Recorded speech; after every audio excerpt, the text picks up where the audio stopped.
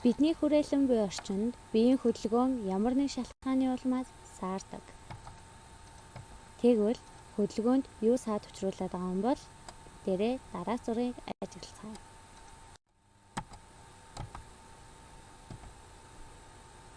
Зураг дээр хоёр хүүхэд уулын өрөөрөө чаргаар гулгаж байна. Хэсэг хугацааны дараа чарга зогсдог. Чарга зогссон 3 шалтгааныг нэрлэж өчнө. Хүүхдүүд бид энэхүү шалтгааныг уулын өндрөөс, цас багтай учраас мөн хоёр хүүхдийн биеийн массаа шалтгаалаад чарга зогссон гэж ойлгодог. Тэгвэл энэ нь физикийн ямар үзэгдэлтэй холбоотой юм бол одоо бүгдээрээ харцгаая. Хоёр бие хоорондоо шүргэлцснээс болж хөдөлгөөн зогсоохыг ирмэлзэх үйлчлэлийг нь үрэлт гэж нэрлэдэг. Энэхүү үйлчлэл нь хөдөлгөөнд саад учруулдаг байна. Тэгвэл чарга хэсэг хугацааны дараа зогсдог шалтгаан нь үрэлттэй холбоотой байх нэ. Тэгвэл өнөөдрийн бидний хичээлийн сэдэв үрэлт ба хөдөлгөөн. Энэхүү үрэлтэнд яагаад хөдөлгөөн саад учруулдаг юм бол ямар хүчин зүйл нөлөөлд юм бол гэдгийг бүгдээрээ харцгаая. Үрэлтэд нөлөөлөх хүчин зүйлс. Бүгдээрээ энэхүү зургийг ажиглая. Шүргэлзэж буй бензин гадарга нь бидний нүдэнд харагдахааргүй хотгор гүдгэртэй байдаг. Тэгвэл гадарга нь барзгар байгаа нь биеийн хөдөлгөөнд илүү их саад учруулдаг байна. Энэхүү саадыг багасгахыг гэвэл хотгор гүдгэрийг нь багасгах хэрэгтэй болох нэ. Шүргэлзэж буй гадарга нь барзгар мөн хоёр гадарга хүчтэй шахагдсан байх юм бол хөдлөхөд бүр илүү хэцүү болдог байх нэ. Тэгвэл физикт хөдөлгөөнийг харьцангуй саатуулах үйлчлэлийг үрэлтийн хүч гэсэн хэмжигдэхүүнээр илэрхийлдэг.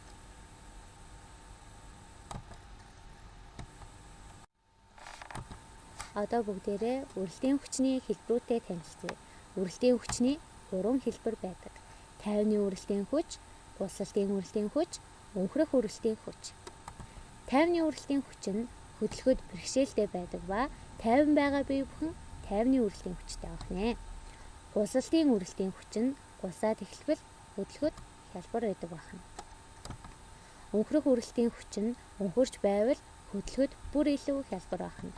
Өнхөрч байгаа бие бүхэн өнхрөх үрэлтийн хүчтэй байх нэ. Үрэлтийн хүч хаашаа чиглэж үйлчлэх юм бол одоо бүгдээрээ харцгаая. Үрэлтийн хүчний чиглэл хөдөлгөөнд саад учруулдаг учраас ямагт гадаргын дагуу буюу хөдөлгөөний эсрэг чиглэдэг. Иймд үрэлтийн хүчний чиглэлийг нь тогтоохын тулд тухайн бие аль чигт хөдлөх вэ гэдгийг эхлээд тодорхойлох ёстой юм аа. Жишээлбэл зургаад ачааг баруун тийш түлхэх үеийн үрэлтийн хүчний чиглэлийг харуулсан байна. Ачааг баруун тийш түлхэхэд үрэлтийн хүч нь хөдөлгөөний эсрэг чиглэснийг улаан сумаар харуулсан байна. Зураг бид ачааг зүүн тийш нь татах үед үрэлтийн хүчний чиглэлийг харуулсан байна. Зүүн тийш татахад үрэлтийн хүч нь хөдөлгөөний эсрэг чиглэснийг улаан хэрчмээр харуулсан байна. Одоо бүгдээрээ үрэлтийн хүчин массаас хамаарах хэсгийг туршилт хийж судалцгаая. Туршилтын хэрэглэгдэхүүн модон ачаа 25 г-ийн туухай 2 ширхэг, 75 г-ийн туухай 1 ширхэг хүч хэмжигч буюу динамометр хэрэгтэй болох нэ.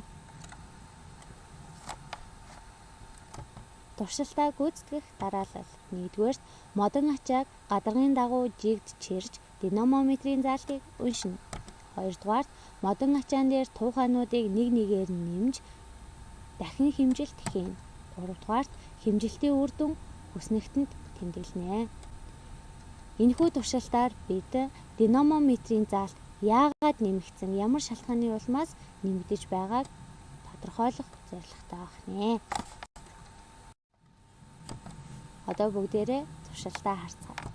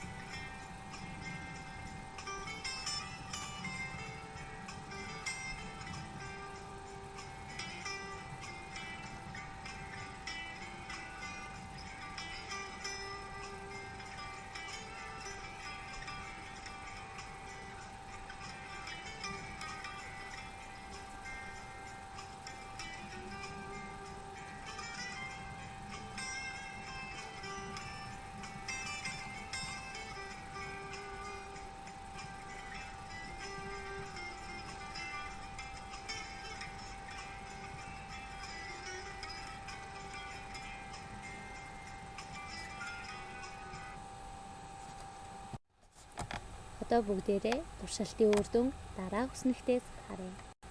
Ачааны тоо 1 байхад үргэлтийн хүч нь 0.25 ньютон болсон байна. Ачааны тоо нэмэгдэж 2 болоход үргэлтийн хүч нь 0.5 ньютон болж ихссэн байна. Ачааны тоо 1-ээр нэмэгдэж 3 болоход үргэлтийн хүч нь 0.75 ньютон болж өөрчлөгдсөн байна. Үүнээс харахад ачааны масс нэмэгдэх тусам динамометрийн заалт нь ихсэж байна. Үүнээс үзэхэд үргэлтийн хүч нь массаас хамаардаг байна. Үргэлт их бага байхын аль нь ач тустай вэ? Үргэлт бидний амьдралд хэрэгтэй болов? Одоо бүгдээрээ харцгаая. Үргэлтийн хүчний хэмжээ их байвал муу, бага байвал сайн гэж өрөөсөглөөр ойлгож болохгүй. Одоо бүгдээрээ дараах зурагт чаргаар гулгаж байгаа хүүхдийг харуулсан байна. Үргэлт бага байх тусам чаргаар гулгаж буй хүүхд илүү хол болох нь. Учир нь уулын өрөө рүү гулгаж тоглох эсвэл хүнд ачааг чирэх гэж байгаа бол үргэлт аль болох бага байвал хэрэгтэй байх нэ. Зураг 2-т нь зууралт сайн уултай буюу үргэлт их байх тусам бид нэр хурдан гүйдэг. Учир нь халтаргаа гулгаанаас сэрэмжлэх хэрэгтэй бол үргэлт аль болох их байх хэрэгтэй. Иймд тухайн нөхцөлд чухам ямар эрэлт хэрэгцээ гарч ирснээс хамаарат үргэлтийг ихсгэж эсвэл багасгаж болдог байна. Гэрийн даалгаварт 1-р хүчийг ямар багажаар хэмждэг вэ? Нэрлэж өчгөн байна. 2-р чаргаар хүүхэд уулын уруу гулсахад уулын бэлд очоод зогсдог. Энэ үед ямар хүчний үйлчлэлээр хөдөлгөөн зогссон бэ? За энэ асуултанд хариулах нь 3-р бүршинд 100 г ачаа зөөхөд 2 см сунсан бол 300 г ачаа зөөхөд хэдэн сантиметр сунах вэ? 4-р ширээн дээр ном тавив. Зургийг зурж үйлчилж буй хүчнүүдийг нь дүрсэл. Ширээ ном 2 яагаад 50 байгааг дэвтэртээ тайлбарлаж бичээрэй. 5-р зуны цагт чаргаар усанд явж болох уу? Тийм бол яагаад? Үгүй бол яагаад? 6-р нь цэгийн оронд тохирох үгийг өгч бичихнэ. Эдгээр 6 даалгаврыг дэвтэртээ хийж гүйцэтгээд багштай шалгуулаарай хүүхдүүдээ. Хичээлдээ идэвхтэй оролцож анхаарал хандуулсан сурагчдаа баярлалаа. Баяртай хүүхдүүдээ.